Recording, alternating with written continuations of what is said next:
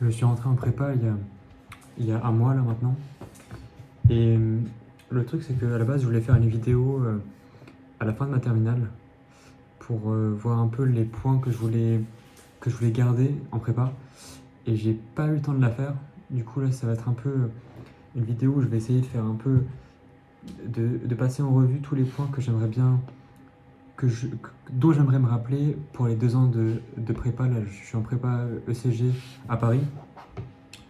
Et, euh, et ouais, en fait, en gros, en, genre, j'ai réussi à être pris en prépa alors que j'étais pas ouf, genre au lycée. Enfin, en première, en seconde première, carrément, mes parents envisageaient que, que je fasse un bac pro. Mais genre, après avoir appliqué certaines choses, j'ai réussi à me déterre pour défoncer la terminale. Enfin, défoncer la terminale. Genre, je suis passé de 11-12 en première à plus de 16 en terminale, quoi. Avec plus de 17-18 en maths et en SES.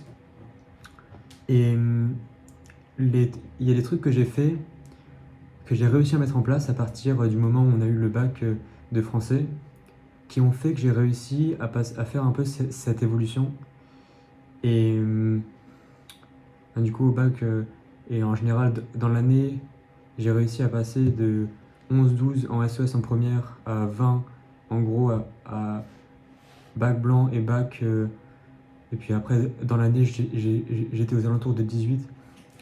Et puis, pareil en maths, vraiment en première, j'avais quoi? J'avais 11-12 de moyenne.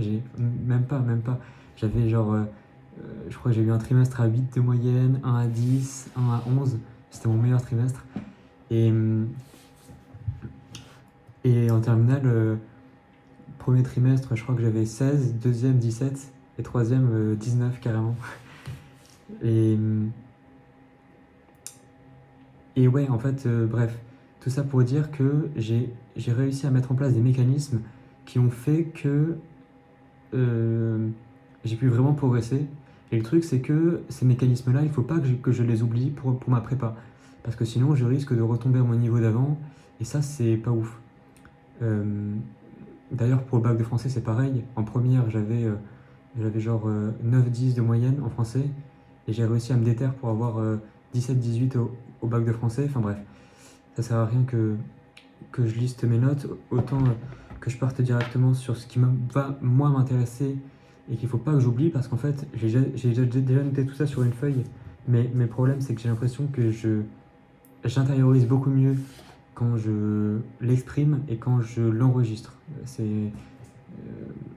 Bon, alors, la première chose que j'ai changée entre ma première et ma terminale, et que j'aimerais continuer à faire en prépa, d'ailleurs en prépa Matapro ESH, euh, et la première chose que je dois faire, c'est toujours souffrir.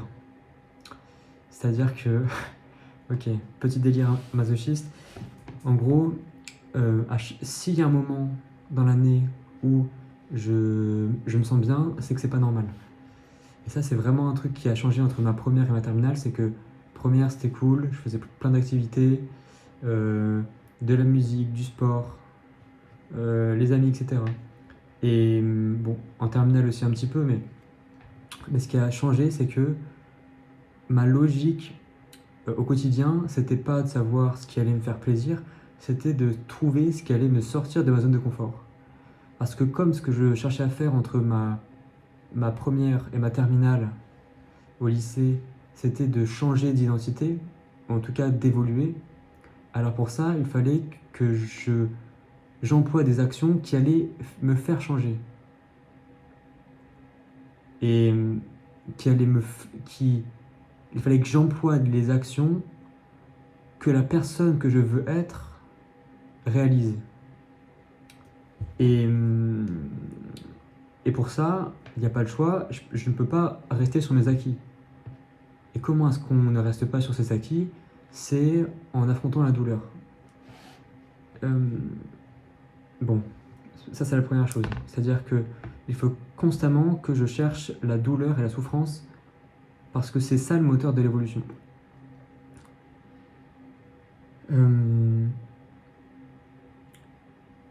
Donc deuxième point, c'est la normalisation de l'objectif réalisé. En gros, en terminale, à chaque fois, ce qui me permettait de faire en sorte que même quand j'avais une bonne note au début de l'année ou même à la moitié de l'année, je ne me disais pas ah super, c'est bon, j'ai une bien meilleure note que ce que j'avais l'année dernière, donc c'est cool, je peux me reposer sur mes lauriers. Non, en fait, à chaque fois, ce que je me disais, c'est que même quand j'avais la meilleure note de la classe, j'ai majoré mon dernier trimestre, même quand j'avais la meilleure moyenne, la meilleure note de ma classe, je me disais, ok, je sais pas, j'ai eu 18, j'ai eu 19, j'ai eu 20, c'est normal. C'est tout à fait, genre, c'est basique. C'est le plus bas niveau auquel je peux aller. Enfin, c'est vraiment que je peux accepter. J'ai eu 18, c'est. Genre, je me disais pas, ah super, yes, super, yeah, waouh. Mais plutôt, ok, super, j'ai travaillé, les méthodes que j'ai employées pour travailler ont fonctionné. Et ça c'est juste le résultat de mon travail. Donc je sais qu'au futur, je, je prendrai les méthodes qui ont marché à ce niveau-là. Et je vise plus haut. C'est-à-dire que même quand j'avais une très bonne note, j'allais, même si j'étais le meilleur de la classe, j'allais voir le prof pour lui demander encore s'il y avait des choses sur lesquelles je pouvais progresser. C'est-à-dire que des fois, bon, du coup, les profs, ils avaient l'habitude à un moment, mais en fait, à chaque fois qu'on rendait un DS, même quand j'avais 20, genre 18, 19, 20 en SES, j'allais voir le prof pour lui demander Monsieur, qu'est-ce que je pourrais améliorer? Est-ce que dans la forme, tout, est-ce que. Enfin, même quand on avait eu la correction, à chaque fois, je demandais à la fin de chaque DS au prof les points d'amélioration. Donc, normalisation de l'objectif et surtout, on s'en bat les couilles des notes. Super important. C'est-à-dire que la note en soi, elle veut rien dire. C'est juste le barème du prof. En réalité, l'important, c'est juste derrière, qu'est-ce que j'ai compris. C'est-à-dire que en SES, par exemple, à chaque fois, il y avait une méthode qu'il fallait suivre qui, si je la suivais, allait m'apporter une bonne note. Et ça, cette méthode, il fallait que je la comprenne. Et c'est la méthode que je cherche et non pas la note. Je sais pas si c'est très clair là, mais en gros,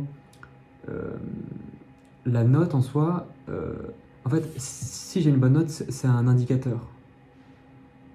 Mais ma copie, elle n'est pas pour autant parfaite. Voilà, c'est ça ce que je veux dire. C'est que même si j'ai 18, 19, 20, il y a encore des améliorations. Et s'il y a encore des améliorations, alors je ne peux pas me dire bon, bah c'est bon, je peux m'arrêter là. Bon, bref, en gros, ça, c'est le deuxième point. Le troisième point, c'est. Ah oui, c'est la partie mindset. C'est l'idée que, en fait, et ça, franchement, je pense que c'est le point l'un des plus importants, c'est de constamment me dire que je suis le premier de la classe. C'est-à-dire que dans toutes mes actions, je dois agir comme si j'étais le premier de la classe. C'est-à-dire que quand je suis arrivé en début de terminale, j'étais pas du tout le premier de la classe, hein, on soit bien d'accord.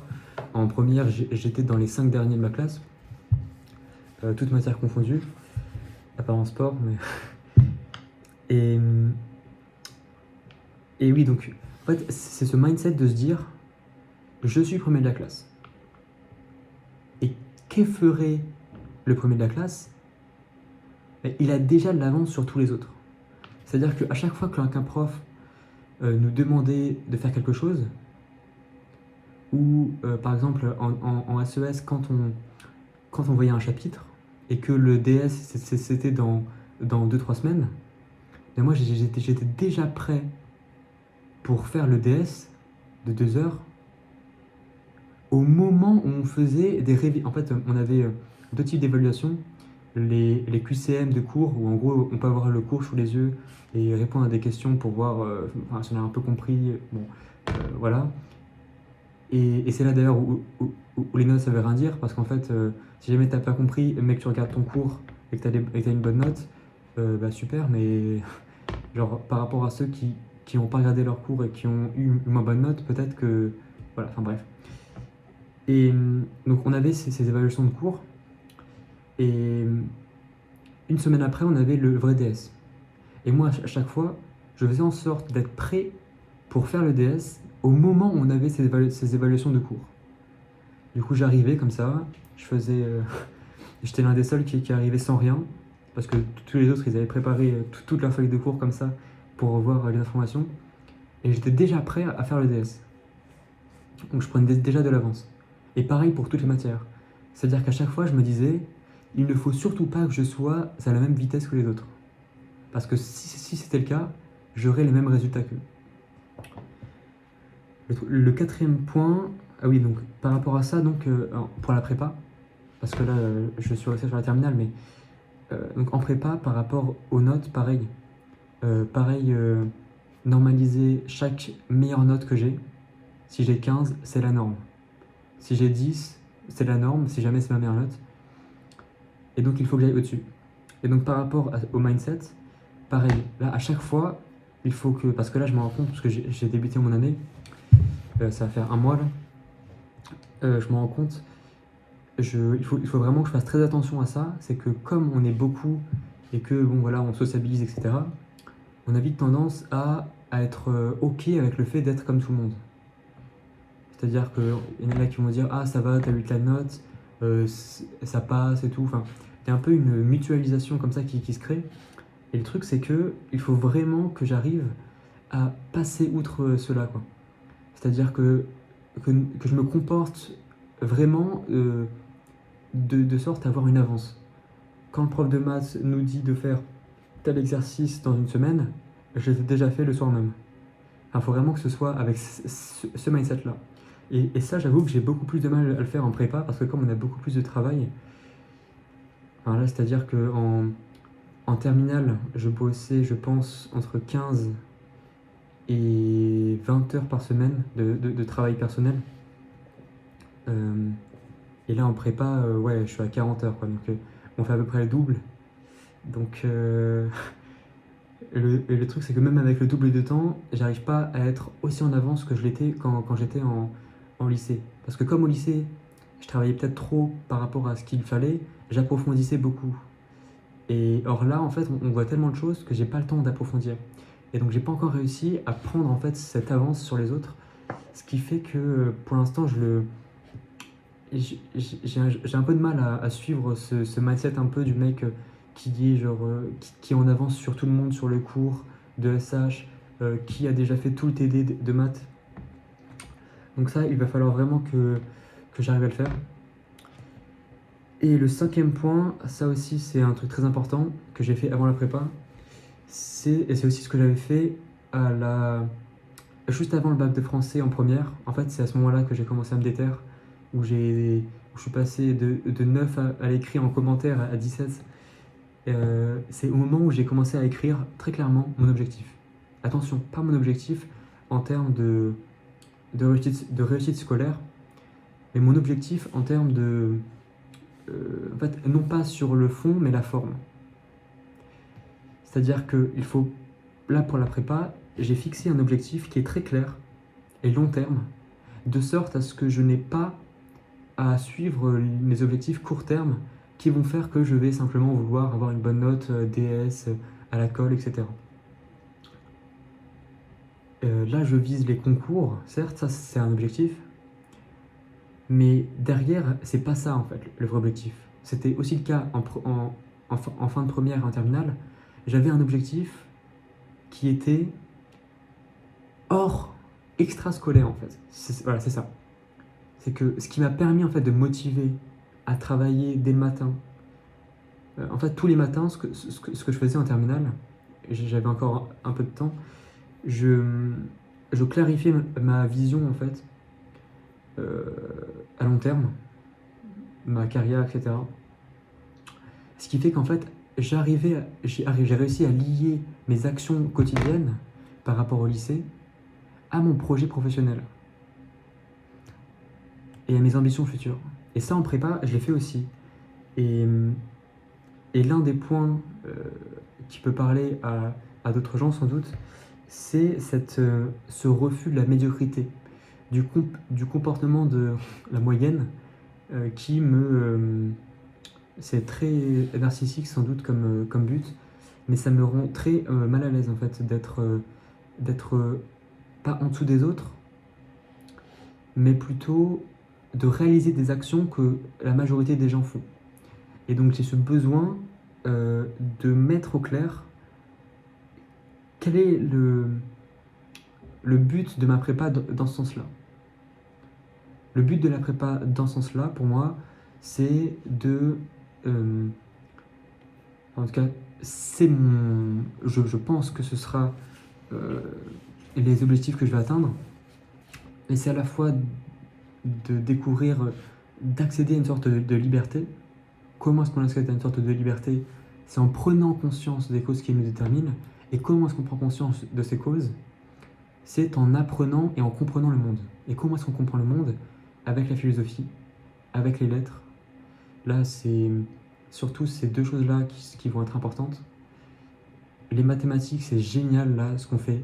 On fait vraiment des vraies maths, on raisonne et tout, pour l'esprit l'esprit critique. Enfin, non, du coup, c'est pas pour l'esprit critique, mais pour l'esprit logique. Les langues, pareil, je suis super nul en langue, et vraiment, en anglais surtout, j'aimerais vraiment progresser pour avoir un certain niveau qui me permet, à la fin, de pouvoir accéder au monde de la connaissance, que ce soit entrepreneurial, que ce soit du développement physique, spirituel, de carrière, tout. Le truc, c'est que toutes ces connaissances, elles sont souvent en anglais. Et comme je suis nul en anglais, bah, c'est horrible, quoi. Et pour ça, il faut que je développe ces compétences-là.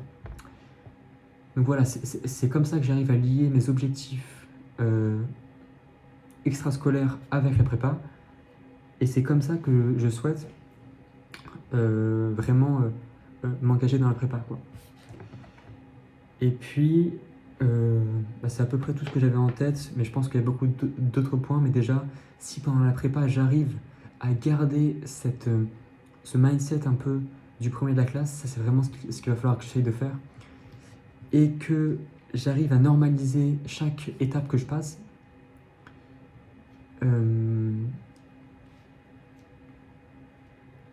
Et que j'arrive, ça c'est un point que j'ai oublié, et que j'arrive à travailler de manière quantitative et qualitative. Parce que là, face à la quantité de travail qu'on a, je ne peux pas me permettre de beaucoup travailler, ça suffit pas. Il faut aussi que je travaille de manière productive. Donc voilà, les petits points. Je pense que c'est vraiment important que je fasse ce genre de vidéo, parce qu'en fait, je me suis rendu compte que j'avais oublié les points que j'avais appris de mon évolution de la première à la terminale. Et je me dis que ça serait horrible que je les oublie et que dans 5 ans ou 10 ans, eh bien, je me dise mais comment j'avais fait, c'était quoi mon état d'esprit. Donc voilà, je pense qu'il n'y a personne qui va voir ce genre de vidéo. En tout cas, si c'est le cas, bah, salut mec. Si c'est un mec de ma classe, pareil, bon, c'est grave gênant, mais c'est pas grave. Et sinon,